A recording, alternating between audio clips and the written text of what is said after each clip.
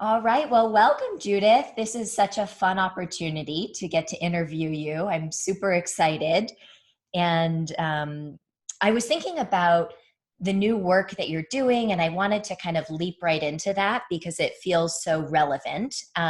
So, you're currently doing dream creation coaching, Yes. and I I know that that is just one of many things that you do and have done in your life, including personally being a mom and a grandma and a teacher and a speaker and an author. And we'll get into all of these like layers of who you are because there's so many directions that we can go. But I want to start with dream creation coaching and have you describe and define for us what a dream creation coach is and how you became interested in this field.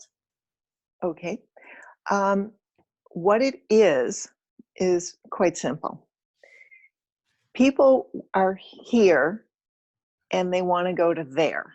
And most people to do that say, oh, well, I have to take all these little steps to get to there. With dream creation coaching, I'm helping the person bring there to here in a new way.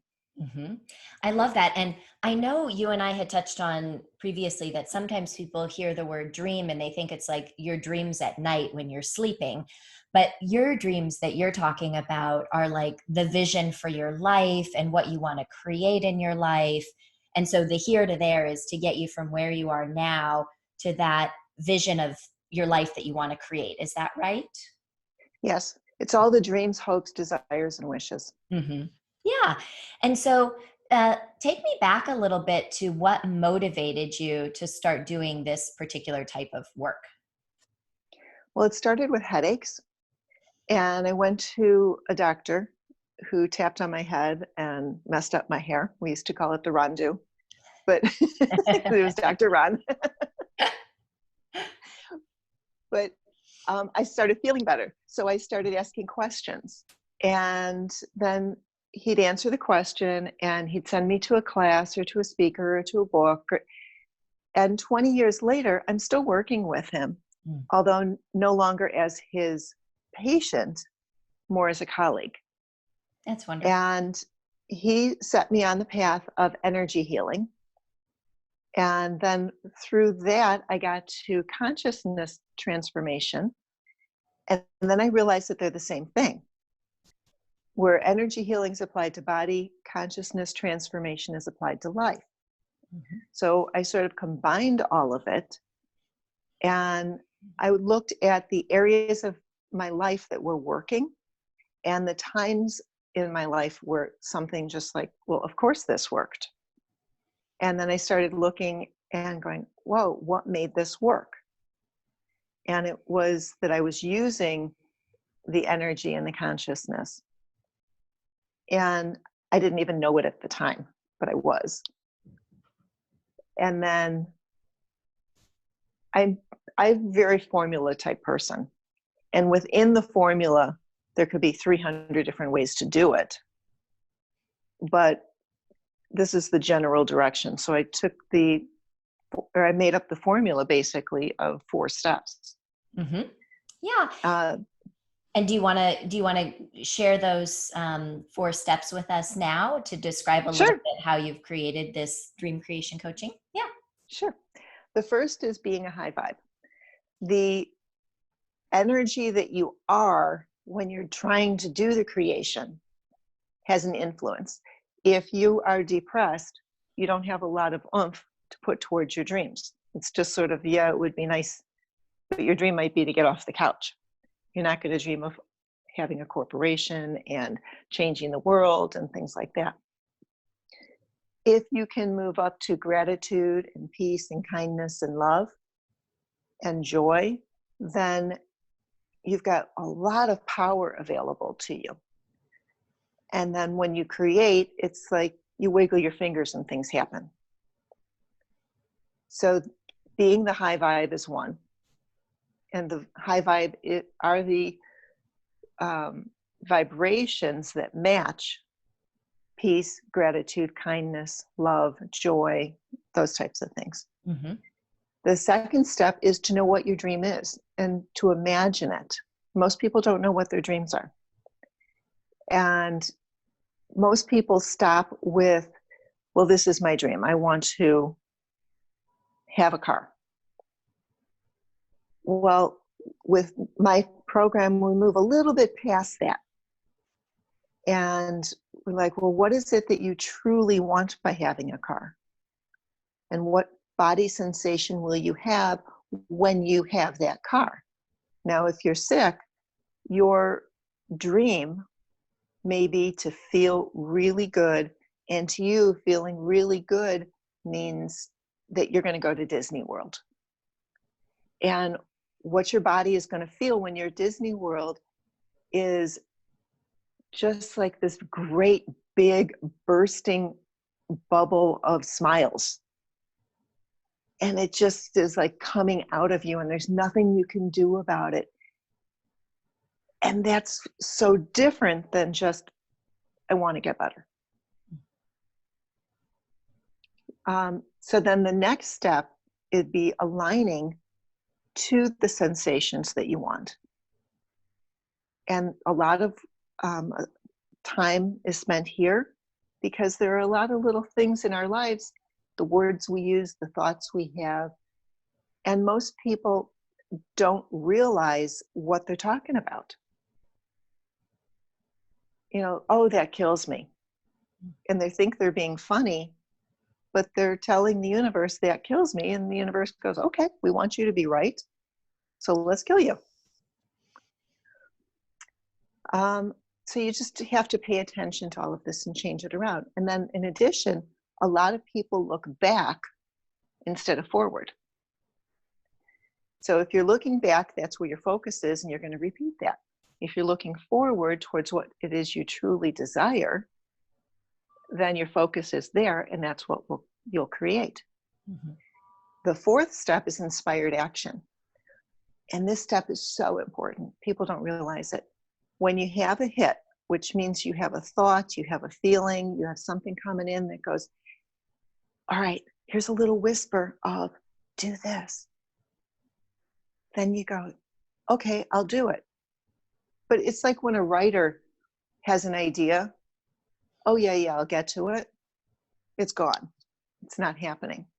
But if they take the time in that moment to write, even if it's not the ideal time to write, I mean, it could just be writing down the notes that's taking action. It could be writing the whole story, but they've taken action. Mm-hmm. And then the universe will keep whispering, oh, she's listening to me. Okay, here's another whisper. Here's another whisper. Mm-hmm. And this is where high vibe comes in also, because one of the things with high vibe is that you learn to quiet your mind so you can hear the whispers. And it just all works together, and you just keep bouncing from one to the other. Mm-hmm. And it works. It really, really works.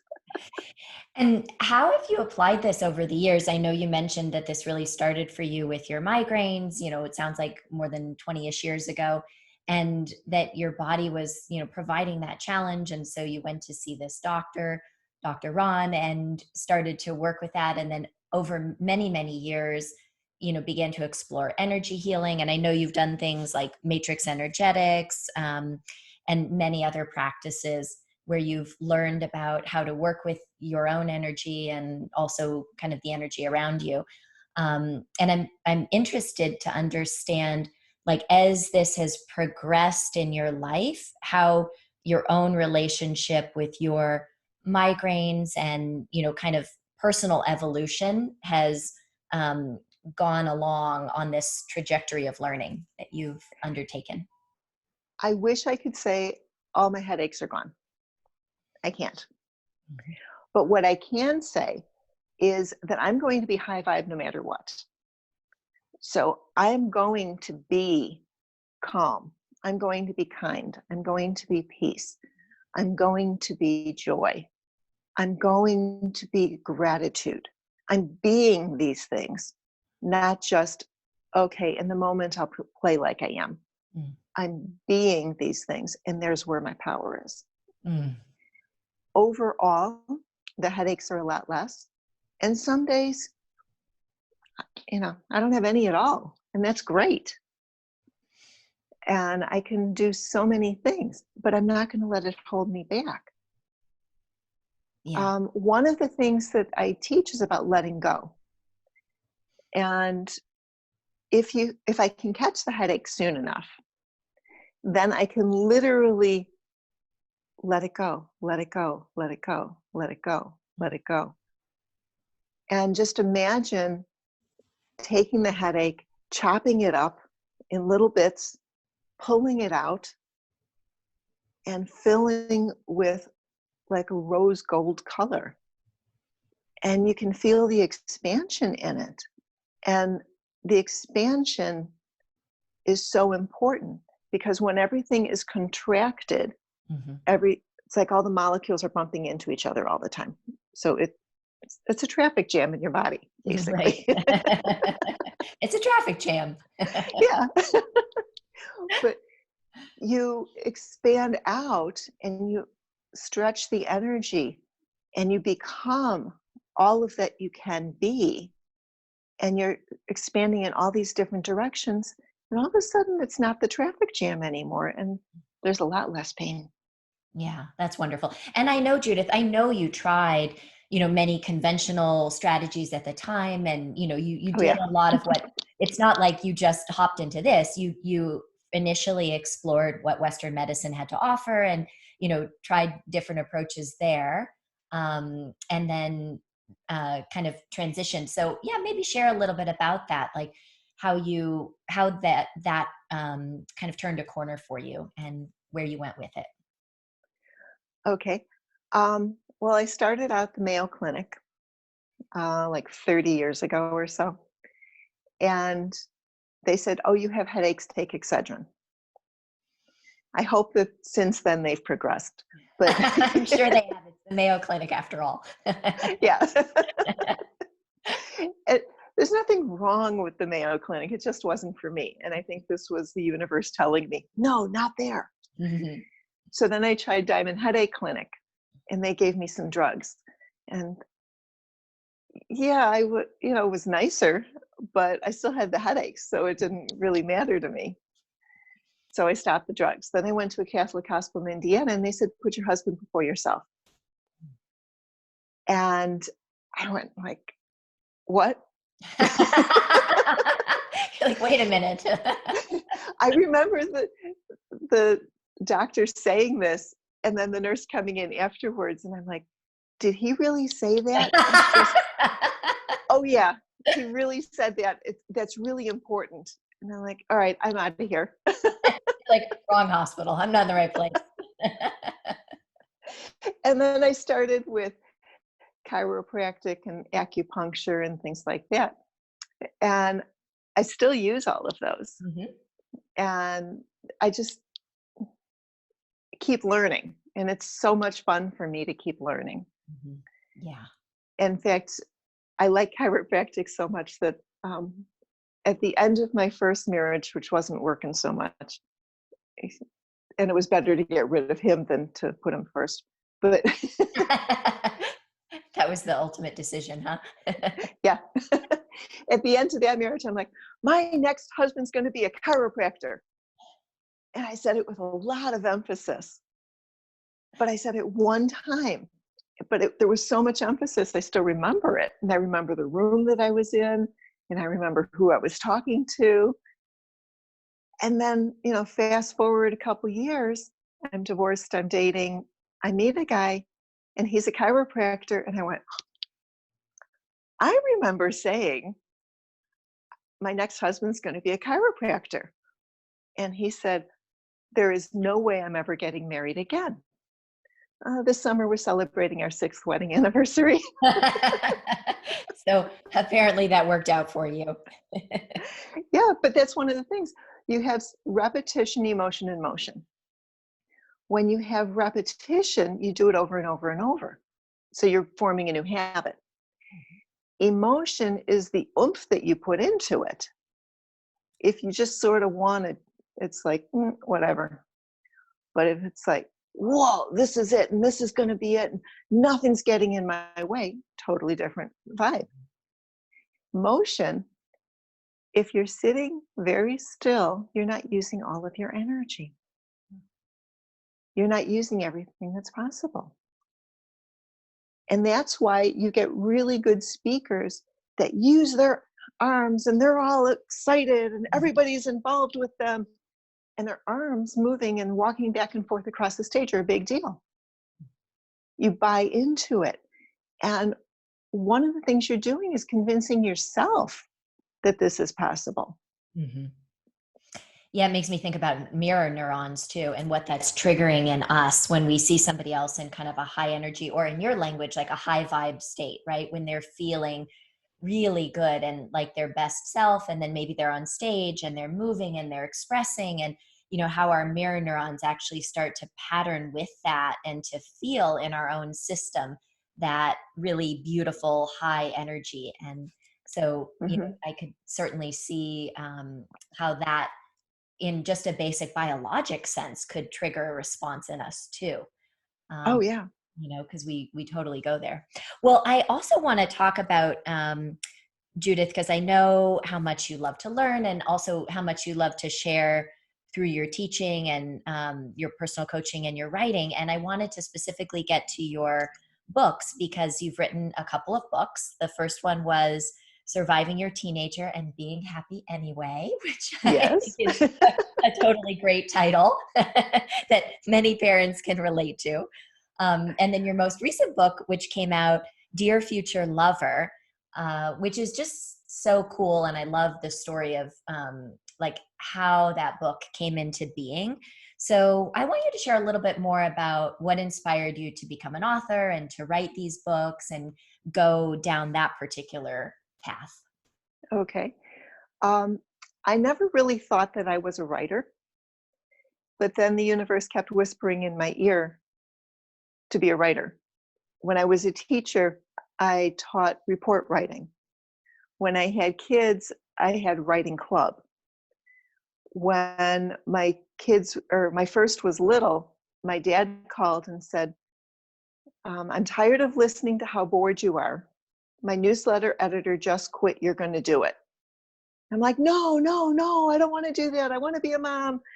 And he's like, no, you're going to do this. So for the next 8 years, I was a newsletter editor. And I learned a lot. And then when I started learning all of the energy stuff, the whisper was start a blog. I'm like, I don't know anything about blogs. What do I do a blog for? You have to have a website. You have to have a blog. And I'm like, all right, fine. And I just kept listening to the whispers. So that's how I got to be the author. Mm-hmm. The Dear Future Lover was actually the story of how I used journaling to find my husband, and how I use it to choose him, basically. Mm-hmm. Yeah. And it was written about 14 months before he showed up. And I wrote every night like I was writing a letter to him. Mm-hmm. And then in some cleaning frenzy, I put it in the nightstand and forgot about it. And then when I met my husband, I happened to go into the nightstand and went, ooh, a journal. This is so exciting. Because I thought it was empty. I look at it and I'm like, oh, there's writing. Oh, wait, let me read what it says. And one of the things that I had written was, you make me a better me. And I had just said that to him. I'm like, whoa. And then I started looking at the journal and I'm like, yeah, check. Yeah, check, check. And I'm like, if this worked for me, it's going to work for other people. And I didn't even know what I was doing when I wrote the journal. Mm-hmm. So imagine if I knew what I was doing.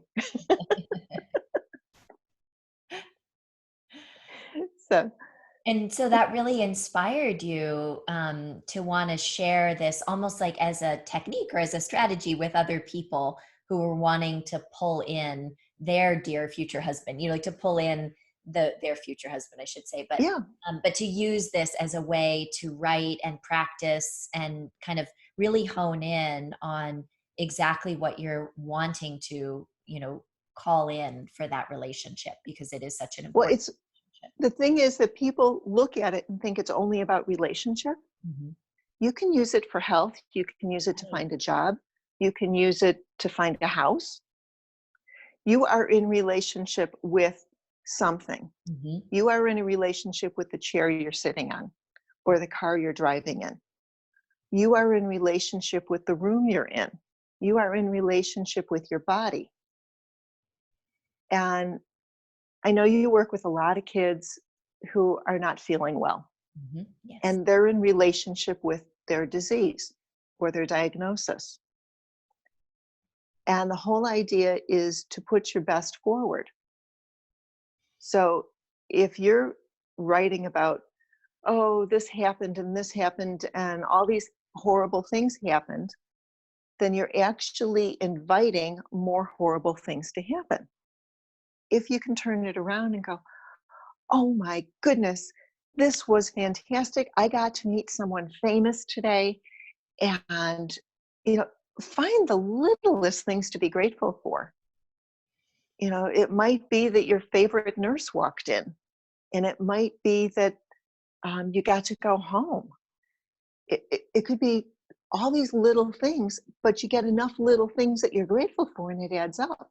And then the universe starts going, oh, he's looking for things to be grateful for. All right, let's give him more things to be grateful for. And you write for the future, not for the past. Mhm. So the future is going to be, I get to go home and I get to go to school and I get to see my friends. And this is so exciting. And I know that this is happening. And I'm going to be totally at peace through the process.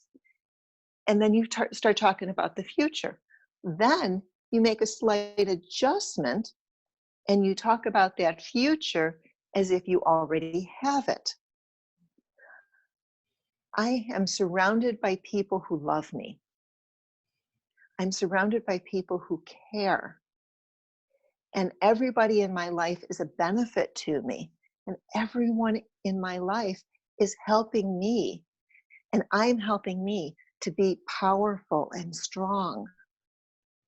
And you've got a totally different message that you're giving yourself. Mhm. Yeah, I think one of the things I've always enjoyed about your work, Judith, is you always find this source of creativity within whatever might feel like confinement. And to me, that is such a beautiful part of the gift of transformation that you've allowed to emerge from having migraines. And like you said, that can feel very constricting. And yet somehow you've always managed to take that constriction and allow that to actually point your attention towards expansion and openness and creativity Mhm. and kind of the we could say antithetical quality to constriction.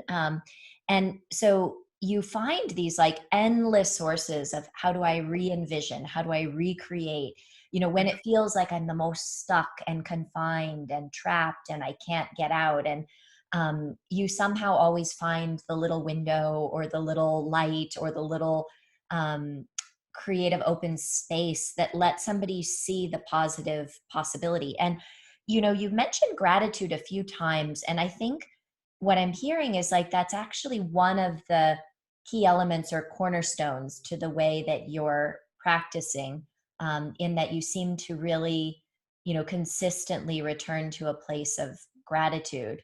And so I just want you to share a little bit more about how you found that to be such a valuable tool. Okay. Um, Simply, my daughter um, had depression and anxiety, and she had oppositional defiance, which means yelling and screaming and raging about everything. And if I said that we were having spaghetti, which was her favorite, she would scream and yell at me. You know, didn't matter. She got she ended up getting sent away to a treatment program because that was at the very, very beginning of me learning how to do some of this stuff. And a number of years later, when she was about 20, she came to me and she said, all of this other stuff doesn't work. She tried the pharmaceutical route, she tried everything. And she wasn't willing to look at what I was doing.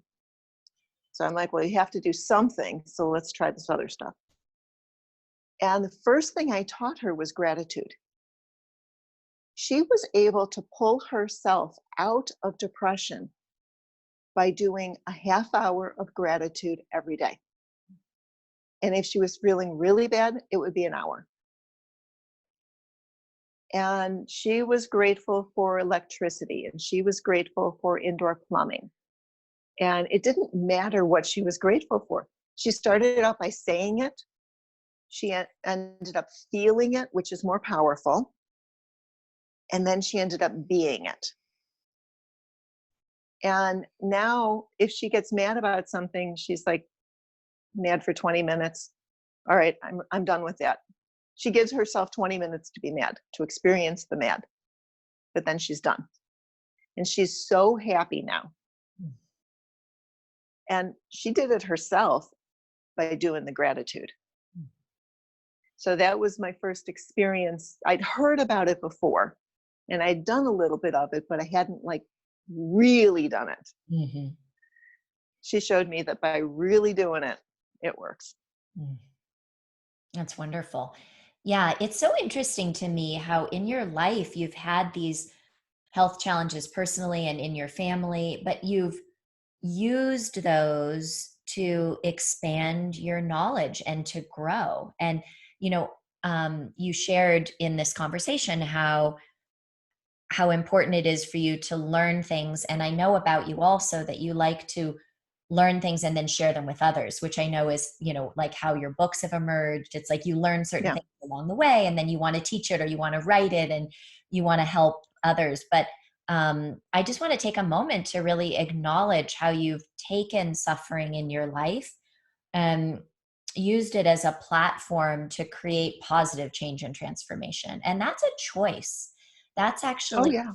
a very clear choice. So I want you to speak just a little bit to that choice and why you think you've consistently really aligned with making that positive choice. Because it feels better. Very simply, it feels a whole lot better. Mm-hmm. Yeah, it's a If great. I'm going to have the headache anyway, I can have the choice of being miserable or I could have the choice of being happy. Mm. The headache's going to be there either way.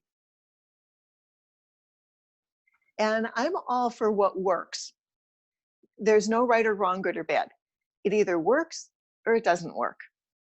Putting my husband before myself, no, didn't work. Surprise, surprise. Especially that husband. Learning how to be high vibe and actually being it, yeah, that works. So that's what I'm going to do. Yeah.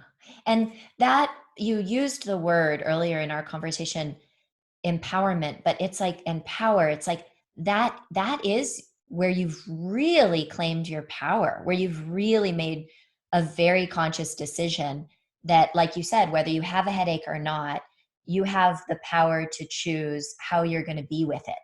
If you're going to Right. allow it to, kind of run you down a rabbit hole where you feel miserable, or if you're going to say, yes, it's here and I'm going to make a different choice, even with the experience of a headache. Right. And Now, that, don't get me wrong. There are days that I choose, I'm not going to be all up and upbeat today. I'm going to choose to experience this headache. But then I reach a point where this doesn't work for me anymore. And then I'm like, all right, I'm high vibe again. But even so, if I am high vibe and I go down to experience it, I'm going down a little bit. I'm not going all the way down to depression.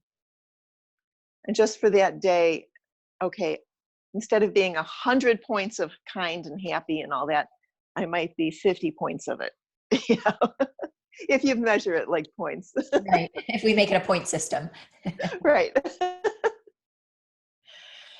Yeah. And, I think it might be refreshing for some people who, there's many people who struggle with chronic pain and all sorts of things, right? This is part of the human experience that many people have different periods or even over the course of many, many years or over the course of a lifetime, different types of suffering and pain. And I think to hear and to know that there's different ways to navigate that is really important, right? That it's not a place where we're just fixed and stuck sort of relentlessly in the things Right. that create pain and suffering, but that actually it's relational. And I think you've really done a very outstanding job of recognizing that all of this is a relational dynamic, that you are in relationship to that Hmm. pain, that you're, in relationship Right. to how you choose to be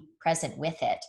And there is a lot of opportunity there, I think, for others who suffer and have pain to also understand how they can perhaps re-envision their relationship. Right. Mhm. It's so important, so important, because you actually have a say in this. It's not something that's happening to you, it's happening for you. So then what is it that you choose to do from that? Like, one of the things that I love are cartoons.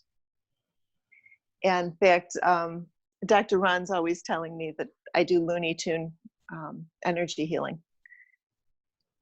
One time I was walking down the street and I had a pain in my right hip. And I'm like, all right, here's an opportunity to use this cartoon that I heard about. And I heard about Daffy Duck performing surgery on whatever it was, pulling out a dresser, pulling out nuts and bolts, pulling out feathers, pulling out, pulling out, pulling out. And I imagined Daffy Duck doing surgery on my hip as I was walking down the street, pulling all these things out that were just like really bizarre. And then it was over, and I was like, oh, I don't have any pain anymore. Mhm. And I use this all the time. And when you think about a visual, it's more than the visual. I was working with a client, and she was complaining of breast pain. And I'm like, well, just take off your breast and put it in a washing machine. And she was like, what? Like what? And I'm like, it's a front loader machine, so you can see what's going on. Take it off, just in your mind. Take it off, put it in the machine, put some soap in it, clean it up, and it'll go back on when it needs to. And it was like, oh, even though the control, quote unquote, was in her mind, you know that when you put something in a washing machine, it comes out clean. If you are playing in the mindset of, well, let me go in and fix it, you're actually looking for the problem. So you're looking backwards. Looking forwards is, I want the breast to be clean. I want it to feel good. So the washing machine was one way to do it. And she ended up using it for lots of different organs in her body. Mhm. And it helped her a lot. Mhm. Yeah, there is such a power to visualization. And then the piece that I also really like that you speak to is then how you align the positive experience of that visualization gets internalized in your system, right? So you're seeing it and you're feeling it. And so it's really all of those things coming together, the visual and the experience, like the felt experience of how that Right, is. right. It's about imagining it and then feeling it. Um, when you imagine something, it goes in your brain. When you feel it, it goes in your body. And your body does not know the difference between what's really happening and what you're imagining. And so if you just keep imagining what it is you truly desire, which in the washing machine case was a breast that was clean and healthy and, looked good, felt good, whatever, then that helped, because your focus was on the cleaning part of it, and the focus was on, taking it out, whipping it up and down to dry it off and putting it on the clothesline maybe. But the thing is, the sillier you make it, the more fun it is. And the more fun it is, the higher vibe you are. And the more power you have available to you. So then you go do the next visual and it's even sillier and it's more fun than that. And you keep going up and up and up until you're just laughing yourself silly. And then it's like something cracks open, and whatever it is that you were holding on to, you don't have to hold on to anymore. Yeah. And you do not have to examine what was. Right. Yeah, exactly. That it's a different process. Very much reminds me in some ways, Judith, funny enough, of like laughter therapy and, those traditions that, Yes.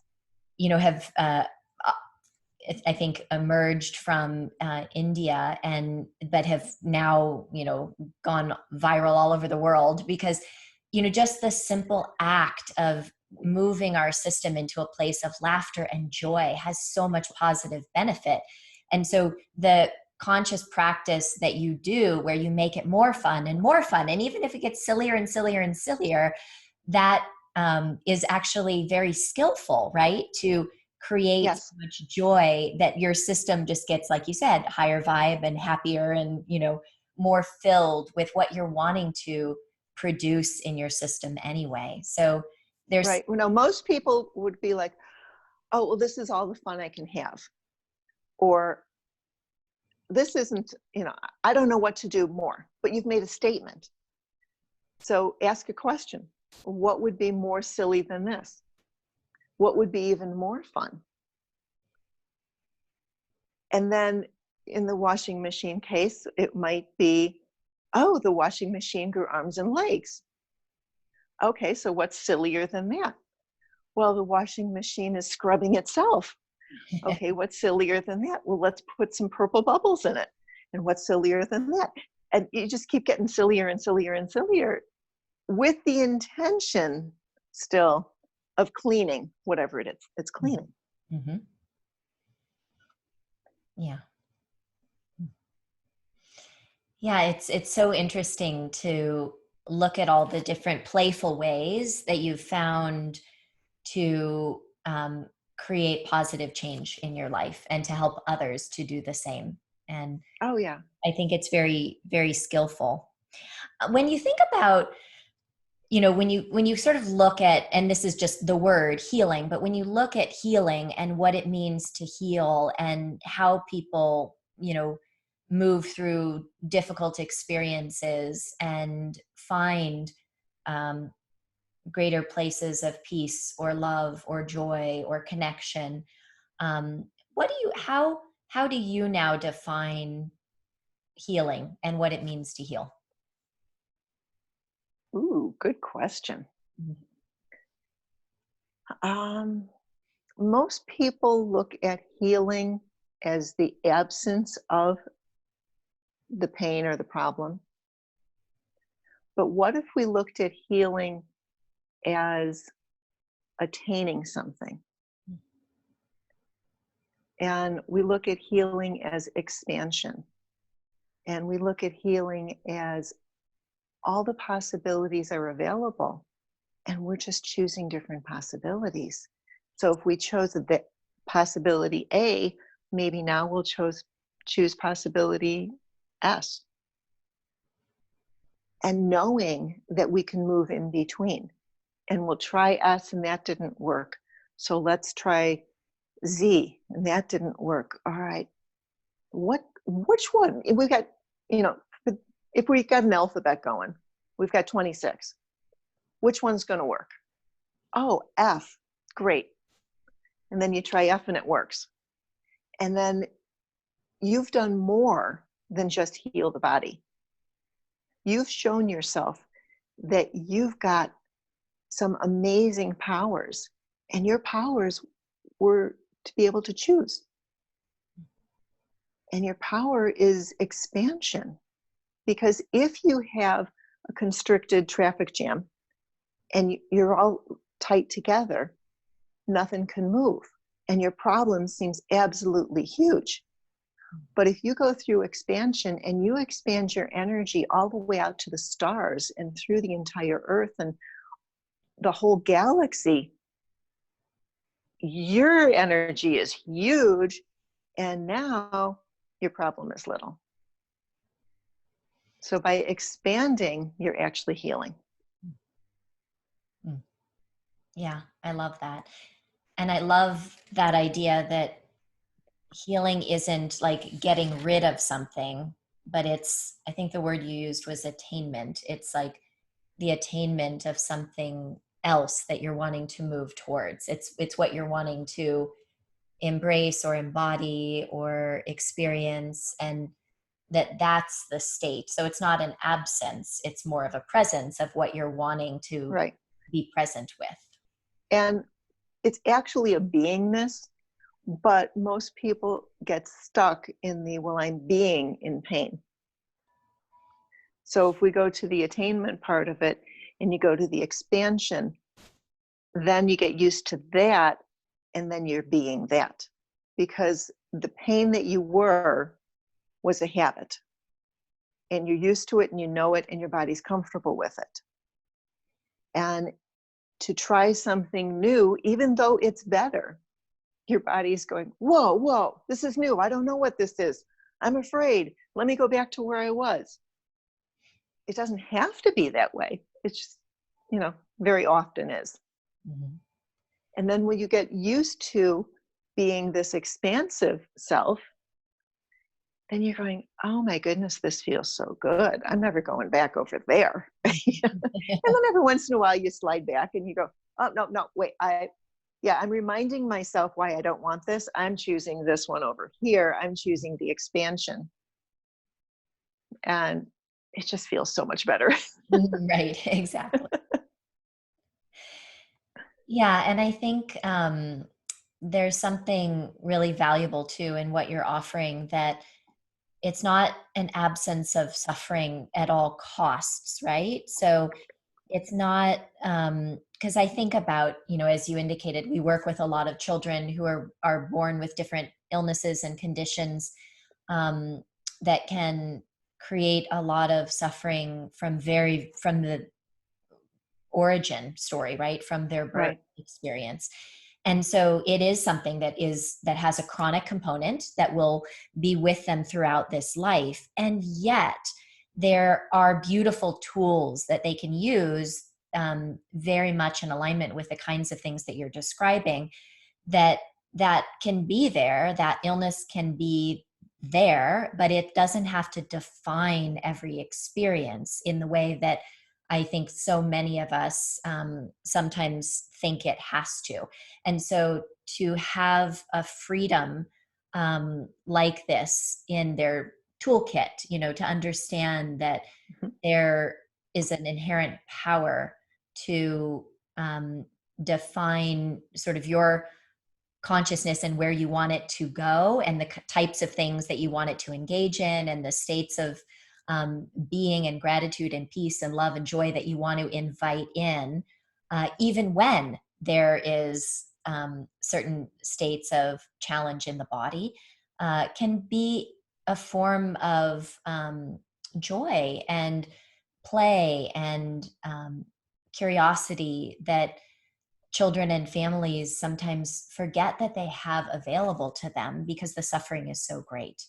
And, And somehow everybody walking in the room, oh, I'm so yeah, goes sorry. into the heavy, heavy, heavy, horrible.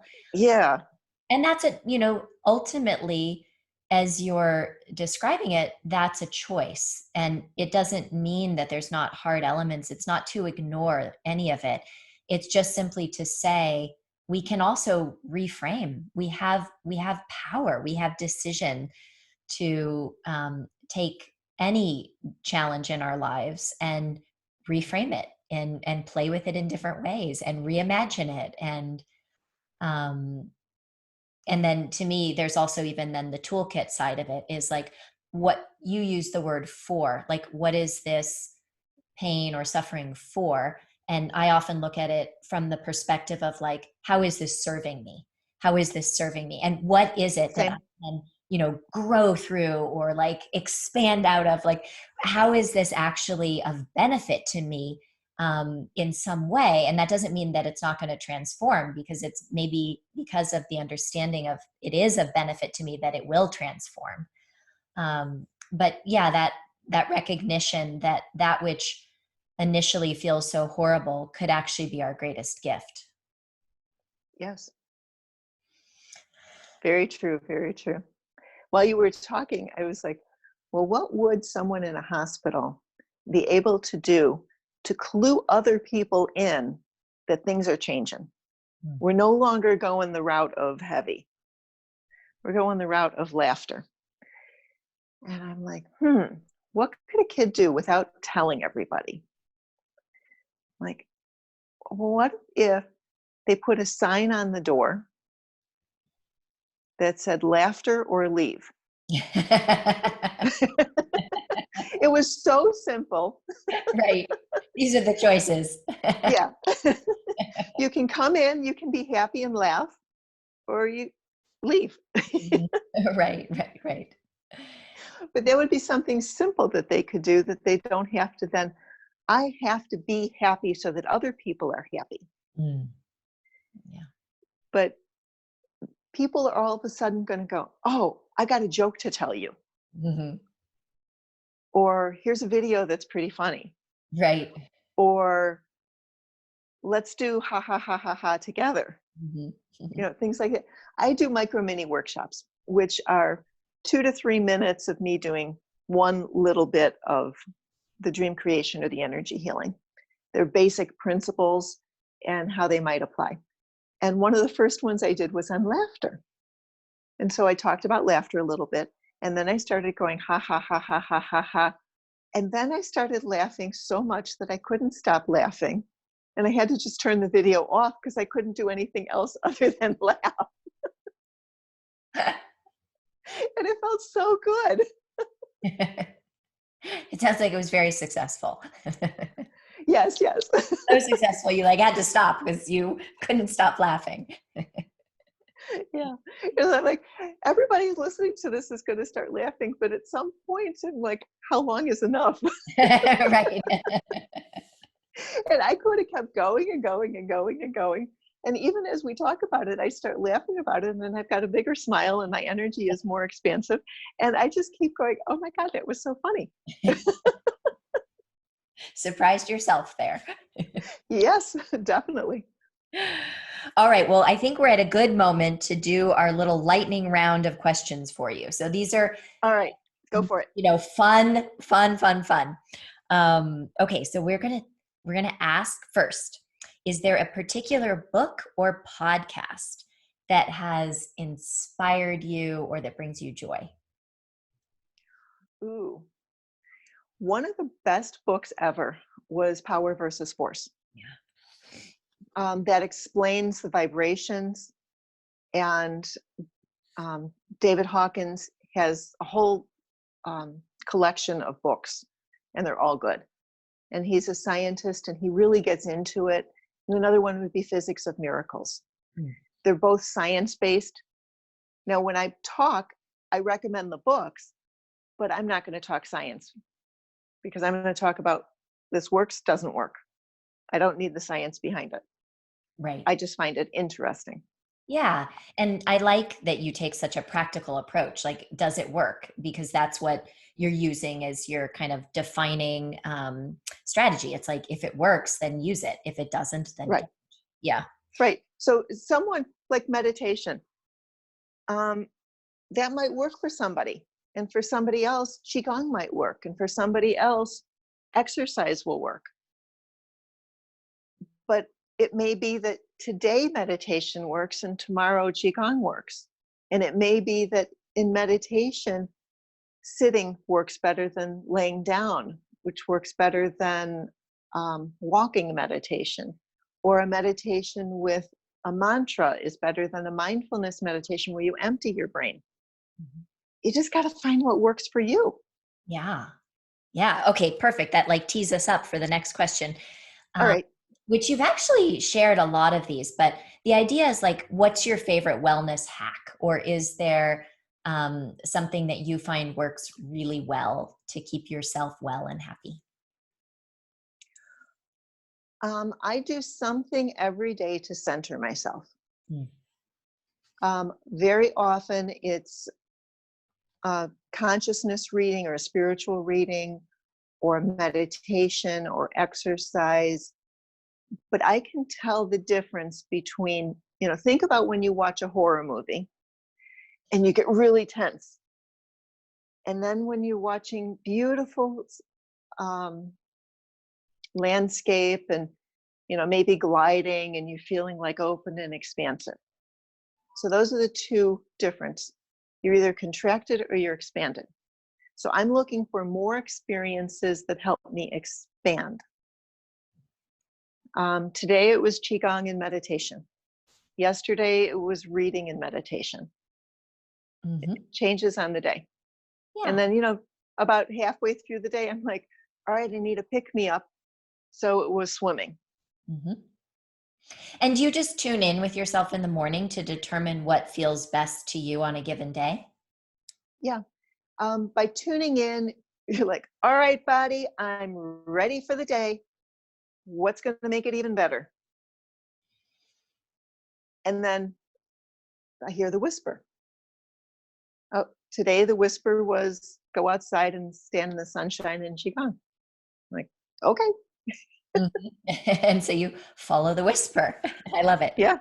Okay, the next question is, if you could have lunch with anyone past or present, who would it be and what would you want to discuss? Ooh. I just always loved Princess Di. She had so much love for the world, even though her personal life was falling apart in so many ways. Um, I just want to know more about her and what made her tick. Mhm. And I guess sort of plug into the difference she made in the world.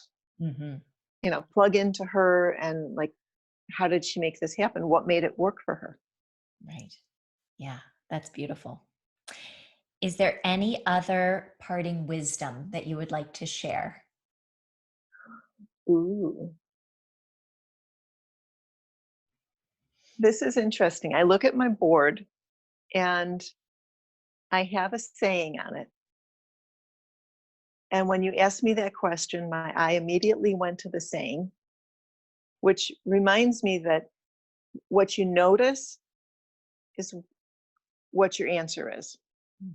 So my answer to that question is I wonder who I will help heal today. Mm. I noticed that that's the answer. Mhm. I didn't second guess it. I didn't go, oh no, that's not good enough. And da da da da da. Mhm. Mhm. Notice what you notice. Yeah, that's great. And I do wonder who you will help heal today. I Yeah, wonder, because you got a it's going whole to be day fun. still ahead of you. It could be even bigger than you know, right? Woo! That gives me tingles. Good. Well, it's so great to have this conversation with you, Judith. I love it. I so enjoy having you in my life and our friendship, and it's just fun. So, thank you for being you. And on a deeper level, thank you for taking the challenge in your life and having enough inner strength, creativity, and resourcefulness to use that to generate more healing and positivity in the world. So, you've done what you admire in Princess Diana in that you've taken difficult things and somehow done beautiful things to help those around you. And I watch as your your circle continues to grow in your giving and your teaching and the things you do online and your books, and you just are continuing to find ways to take what you've learned and share it with others. And I really admire you for that. So thank you. Thank you. Thank you. And I totally love what you're doing with ITK. I remember being at your very first fundraiser at the Yes, Days Inn. I remember it well. And going, who is she and what is she doing? But it's really helping so many people. Thank you. I appreciate that. All right. Well, great talking to you. Thank you. Wonderful talking to you.